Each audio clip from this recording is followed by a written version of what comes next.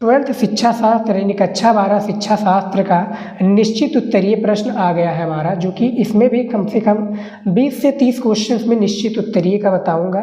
ये 5 प्रश्न board exam में आपके पूछे जाते हैं, 5 आपके बहुविकल्पीय पूछे जाते हैं और 5 निश्चित उत्तरीय प्रश्न पूछे जाते हैं। फ़र्क दोनों में इतना होता है कि क्या होता है फ़र्क स्टूडेंट, कि 4 उसमें बहुविकल्पीय दिए होते हैं बहुविकल्पीय में, इसमें बहुविकल्पीय नहीं दिया होता। इसमें क्या है, एक क्वेश्चन का यानी क्वेश्चन दिया होता है, उसका राइट आंसर 1 लाइनों में दे देना होता है, ठीक है, और 1 नंबर एक क्वेश्चन पर दिया जाता है। तो टोटल 5 क्वेश्चन निश्चित उत्तरीय का भी पूछा जाता है। जैसा कि यहाँ पर पहला नंबर क्वेश्चन पूछा गया है, ज़्यादा देरी करके ना हम चलते हैं वीडियो को, और ये सभी क्वेश्चन जो मैं निश्चित उत्तरीय का आप लोगों को बता रहा हूँ बहुत ही ज़्यादा इंपॉर्टेंट है, इसको आप लोग तैयार कर लीजिए।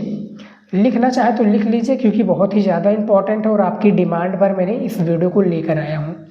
तो इसको वीडियो को क्या है, लाइक कर दीजिए, लाइक अभी तक नहीं किया है। इससे हमें मोटिवेशन मिलता है स्टूडेंट, नए नए टॉपिक पर आप सभी के लिए वीडियो बनाना, और आप लोग कमेंट करते हो, मैं सारे कमेंट को पढ़ता हूँ और उस पर मैं वीडियो बनाने की पूरी कोशिश करता हूँ और आपके समक्ष प्रस्तुत करता हूँ। तो प्लीज़ वीडियो को लाइक कीजिए और चैनल पर नए तो सब्सक्राइब कर लीजिएगा। 1 सेकंड लगता है।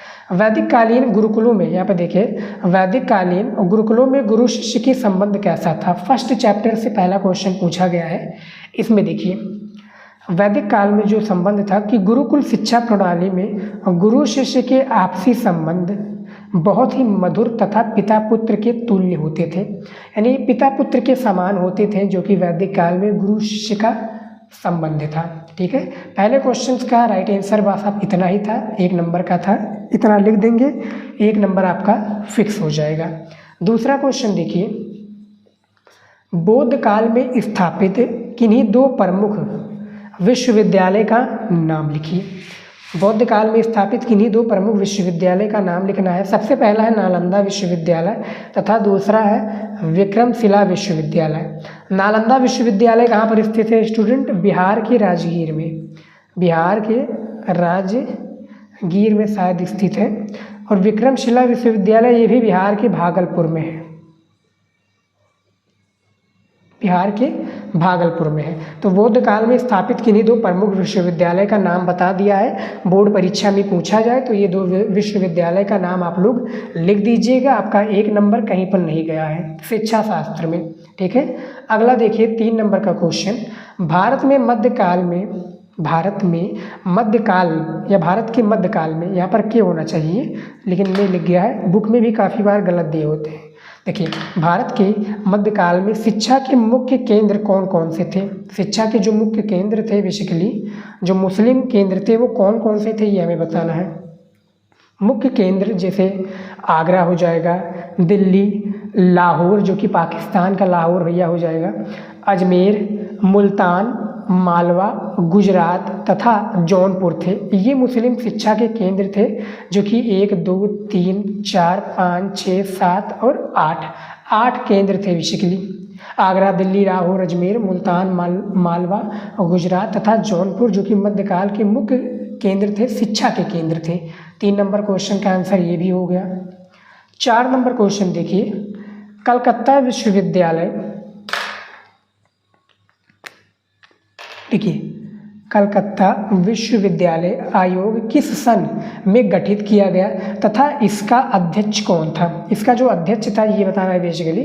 तो विश्वविद्यालय भैया जो हमारा ये भी कलकत्ता विश्वविद्यालय आयोग 1917 ईस्वी में गठित किया गया तथा इसका अध्यक्ष माइकल, यहाँ पर देखिए माइकल सैडलर था, 1917 में गठित किया गया। इसका अध्यक्ष यही था। बोर्ड एग्जाम में खास करिए बहुविकल्पीय में भी आपका पूछा जा सकता है, तो इसको आप लोग क्या है स्टूडेंट तैयार कर लीजिए, आएगा। 4 नंबर भी क्वेश्चन हो गया। चलिए देखते हैं अगला क्वेश्चन देख लेते हैं।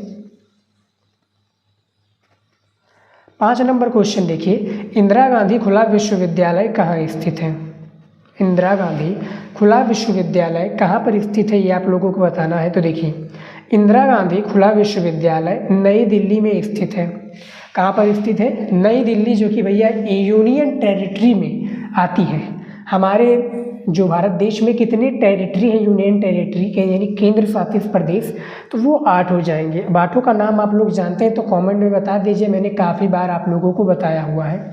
ठीक है, तो इंदिरा गांधी खुला विश्वविद्यालय कहाँ पर है भैया, ये आपका नई दिल्ली में हो जाता है। देख सकते हैं एक एक लाइन में होता है, 1 नंबर दिया जाएगा, बस आपको इतना ही लिखना होता है। 6 नंबर क्वेश्चन देखिए, मालवीय जी के अनुसार शिक्षा का अर्थ क्या है, यानी जो मालवीय जी के अनुसार जो शिक्षा का अर्थ है ये क्या है, ये हमें बताना है। तो देखिए मालवीय जी के अनुसार शिक्षा का तात्पर्य व्यक्ति में शारीरिक, मानसिक, आर्थिक एवं धार्मिक संस्कारों का विकास करना है। किनके अनुसार बताया गया प्यारे विद्यार्थी, मालवीय जी के अनुसार। मालवीय जी कौन है, इनका पूरा नाम क्या है, पंडित मदन मोहन मालवीय।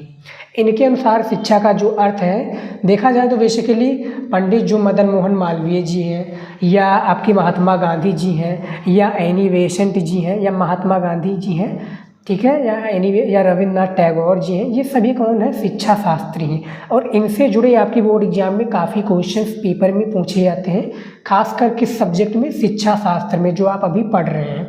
तो इनसे रिलेटेड क्वेश्चंस काफ़ी बार पूछा जाता है, तो तैयार कर लीजिए। और स्टूडेंट जो मैं वीडियोज लेकर आता हूँ, मैं आप लोगों के लिए मैं टॉपिक का वीडियो जल्दी लेकर आने वाला हूँ, बस आप लोग कमेंट कीजिए, उसमें मैं पूरी साल की तैयारी आप लोगों को बताऊँगा और ऐसे इंपॉर्टेंट टॉपिक को उसमें मैं बताऊँगा जिससे आपकी जो पूरी बोर्ड एग्जाम की तैयारी है वो अच्छे से कंप्लीट हो जाएगी। ठीक है, उसमें हम सारी चीज़ों को बताएँगे जो आपके बोर्ड से संबंधित रहेगा।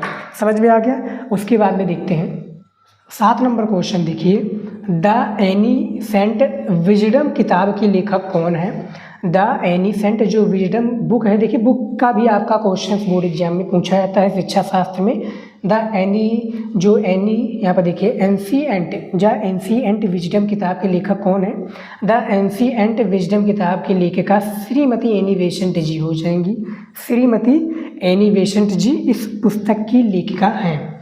8 नंबर क्वेश्चन देखिए यहाँ पर, गांधी जी के शिक्षा दर्शन पर आधारित शिक्षा प्रणाली किस नाम से जानी जाती है। जो गांधी जी के शिक्षा दर्शन पर आधारित है, ये शिक्षा प्रणाली किस नाम से जानी जाती है बताइएगा। स्टूडेंट देखिए अभी मेरा थोड़ा तबीयत ख़राब है तो आवाज़ में कुछ प्रॉब्लम हो सकती है, तो प्लीज़ आप लोग इग्नोर कीजिएगा। देखिए तबीयत ख़राब हो या कुछ भी हो, आपके लिए वीडियोज़ बनाना इंपॉर्टेंट है क्योंकि टाइम कम बचा है और आपकी तैयारी मुझे अच्छे से कंप्लीट करानी है। तो आप लोग भी मेहनत कीजिए, मैं भी मेहनत करता हूँ, साथ में मिलकर क्या है एक प्रकार से हम आपको काफ़ी अच्छे मार्क्स दिलाएंगे। तो मेहनत कीजिए, टाइम कम बचा है, दिन रात मेहनत कीजिए कि बोर्ड एग्जाम में एक प्रकार से काफ़ी अच्छे % मार्क्स आएँ और काफ़ी अच्छा मार्क्स आप गेन कर पाएँ।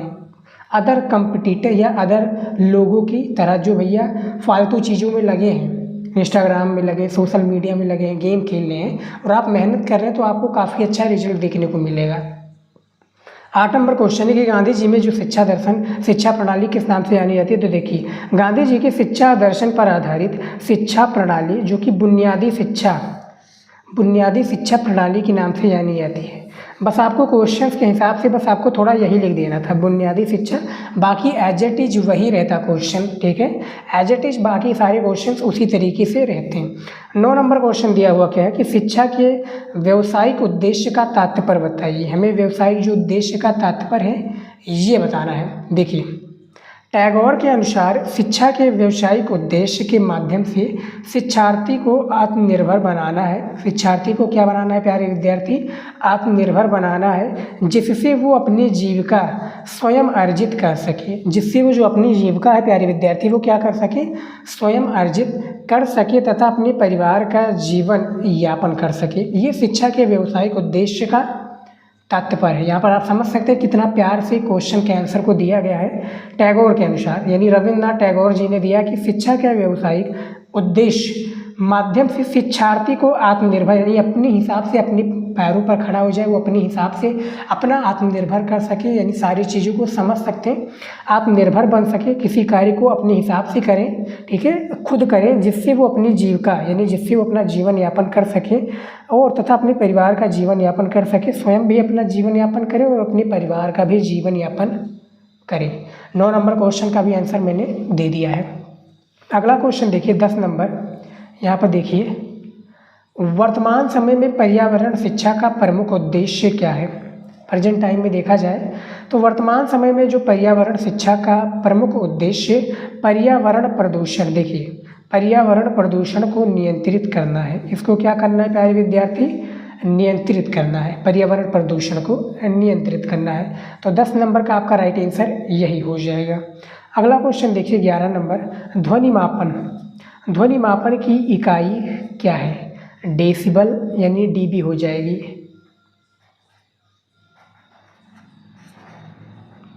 ध्वनि मापन की जो इकाई है ये डेसिबल हो जाएगी यानी डीबी हो जाएगी। बस आपको इतना ही लिखना था, 1 नंबर दे दिया जाएगा। 12 नंबर क्वेश्चन देखिए, आग लगने पर सबसे गंभीर आशंका क्या होती है? आग लगने पर प्यारे विद्यार्थी जो सबसे गंभीर आशंका होती है, मैं बता दूं आपको वो क्या होती है। तो यहाँ पर देखिए, आग लगने पर सबसे गंभीर आशंका व्यक्तियों के जलने या झुलसने की होती है। इससे व्यक्तियों की मृत्यु भी हो सकती है। यानी आग लगने से भैया किसको डर नहीं लगेगा? आग लग जाए तो उसमें क्या है, झुलसने से यानी जल भी सकते हैं हम, उसमें झुलस भी सकते हैं यानी जलने से यानी जल भी सकते हैं। झुलसने का अर्थ होता है झुलस के बाहर भी आ सकते हैं, तो पूरा बॉडी हमारा जला होगा, झुलस भी सकते हैं और इससे व्यक्तियों की काफ़ी मृत्यु भी हो जाती है, आप लोगों को पता होगा। तो ये तात्पर्य, इसका आंसर आप अपने शब्दों में भी दे सकते हैं, बस आप समझ लीजिए क्वेश्चन का आंसर को। अगला क्वेश्चन है हमारा 13 नंबर, भारतीय राष्ट्रीय दिवस यानी भारतीय राष्ट्रीय शिक्षा दिवस। ये देखिए, भारतीय राष्ट्रीय शिक्षा दिवस कब मनाया जाता है? तो शिक्षा दिवस 11 नवंबर को मनाया जाता है प्रतिवर्ष, यानी एवरी ईयर 11 नवंबर को भारतीय राष्ट्रीय शिक्षा दिवस मनाया जाता है। एक नंबर का क्वेश्चन है और बहुत ही ज़्यादा इम्पॉर्टेंट है, क्योंकि मैं इसलिए आपके लिए बहुविकल्पीय और निश्चित उत्तरीय, फिर अति लघु उत्तरीय, लघु और विस्तृत उत्तरीय समक्ष लेकर आ रहा हूँ, सामने क्वेश्चन लेकर आ रहा हूँ, क्योंकि ये सारे क्वेश्चन इंपॉर्टेंट हैं।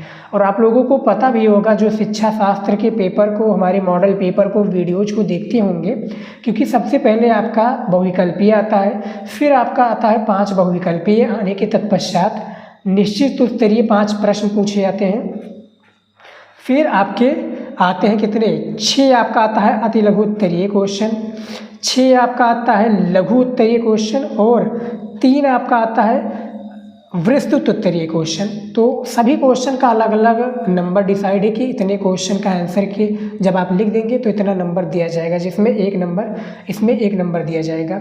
14 नंबर क्वेश्चन है कि स्त्री शिक्षा का प्रबल समर्थन करने वाले किन्हीं 2 समाज सुधारकों के नाम लिखिए।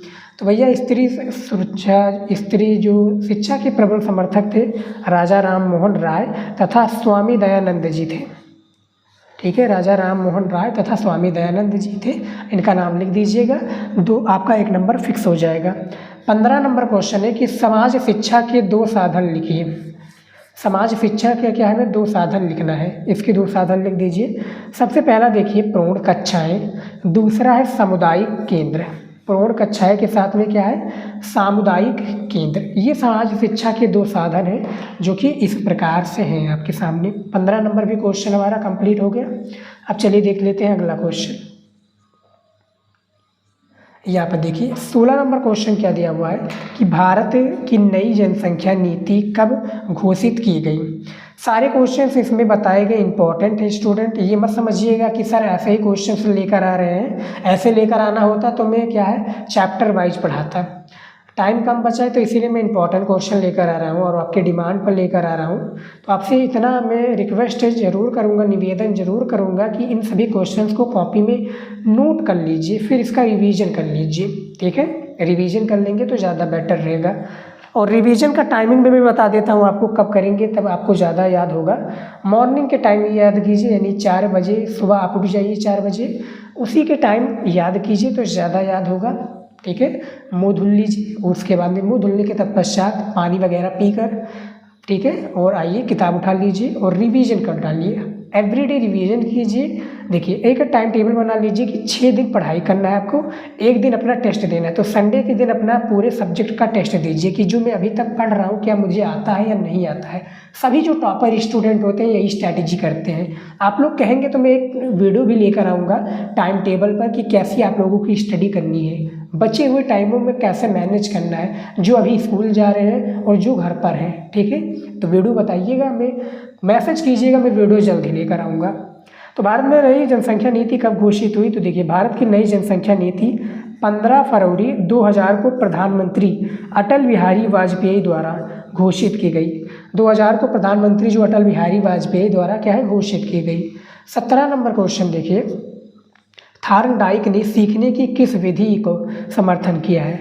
थार्नडाइक ने सीखने की किस विधि को क्या है, विधि का समर्थन किया गया है, ये बताइए। जो आपका सीखना अर्थ एवं प्रक्रिया जो सेकंड पार्ट का चैप्टर है, इससे लिया गया क्वेश्चन है। देखिए, थार्नडाइक ने सीखने की प्रयास एवं त्रुटि वृद्धि का समर्थन किया गया है। किसी का त्रुटि जो वृद्धि या विधि है, इसका समर्थन किया है, त्रुटि विधि का, ठीक है। अगला क्वेश्चन है हमारा 18 नंबर, भूख एवं प्यास किस प्रकार के अभिप्रेरक माने जाते हैं? भूख और प्यास, देखिए भैया, ये दिमागी क्वेश्चन है, इसका आंसर आप लोग बहुत ही प्यार से दे देंगे। मैंने काफ़ी बार बहुविकल्पी में भी इसका आंसर आप लोगों को दे चुका हूँ। आप लोग हमारी स्टूडेंट, इसका आंसर आपको पता होगा। तो भूख एवं प्यास किस प्रकार के अभिप्रेरक है भैया? ये जन्मजात है भैया, जन्म से ही जब हम पैदा होते हैं तभी से ये सारी चीज़ें हमें प्रारंभ हो जाती है। भूख लगना भी, जिससे हम दूध पीते हैं, उसके बाद में प्यास यानी पानी पीते हैं या दूध, समझ लीजिए वही है भूख प्यास। तो ये जन्मजात अभिप्रेरणा है। और एक होता है जाति वाला भी पूछ रहा है कि जाति किस प्रकार का प्रेरणा, तो ये भी जन्म से है। जन्म से ही हमारा निर्धारित हो जाता है कि किस जात में हम पैदा हुए हैं, ठीक है।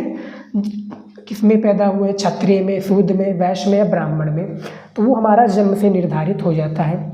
19 नंबर क्वेश्चन है कि अवधान की प्रक्रिया की 4 मुख्य विशेषताओं का उल्लेख कीजिए। हमें 4 मुख्य विशेषताएं बतानी है। सबसे पहला एकाग्रता, दूसरा मानसिक क्रियाशीलता, तीसरा आपका हो जाता है चयनात्मक, यहाँ पर देखिए चयनात्मकता, तथा चौथा है प्रयोजनशीलता। ये है 19 नंबर क्वेश्चन की 4 मुख्य विशेषताएं। अब देखिए, तो मैंने इस तरह से 4 विशेषताएं बता दी हैं, लेकिन आपको इस तरह से नहीं लिखना है। आपको किस तरह से लिखना है? देखिए, आपको इस तरह से लिखना है कि अवधान की प्रक्रिया की 4 मुख्य विशेषताएं निम्न प्रकार से या निम्नवत है। फिर आप चारों का आंसर दीजिएगा, इससे ज़्यादा बेटर रहेगा। मैं कॉपी वाला वीडियो जल्द ही लेकर आऊँगा, उसमें मैं सारी चीज़ें प्यारे विद्यार्थी डिटेल में आप लोगों को बताऊँगा, ताकि आपको प्यार से सारी चीज़ें समझ में आए। समझ में आ गया? चलिए देखते हैं 20 नंबर और आखिरी क्वेश्चन है हमारा इस वीडियो का, निश्चित उत्तरीय का। मानसिक स्वास्थ्य की एक संक्षिप्त परिभाषा दीजिए। हमें क्या करना है? एक संक्षिप्त परिभाषा देना है। भाटिया के अनुसार हम परिभाषा देंगे, जो कि शिक्षा शास्त्री हैं। मानसिक स्वास्थ्य यह बताता है कि कोई व्यक्ति जीवन की मांगों और अवसरों के प्रति कितनी अच्छी तरह से समायोजित है, कितनी अच्छी तरह से क्या है, समायोजित है, इसके बारे में बताना है। ये मानसिक स्वास्थ्य की एक संक्षिप्त परिभाषा दी हुई है, ठीक है। यहाँ पर देख सकते हैं संक्षिप्त परिभाषा, 1 नंबर का क्वेश्चन था, बता देना है और आपको आंसर दे दिया जाएगा, ठीक है। तो ये हमारा जो 20 निश्चित उत्तरीय प्रश्न था, हमने आप लोगों को बता दिया है। समझ में आ गया?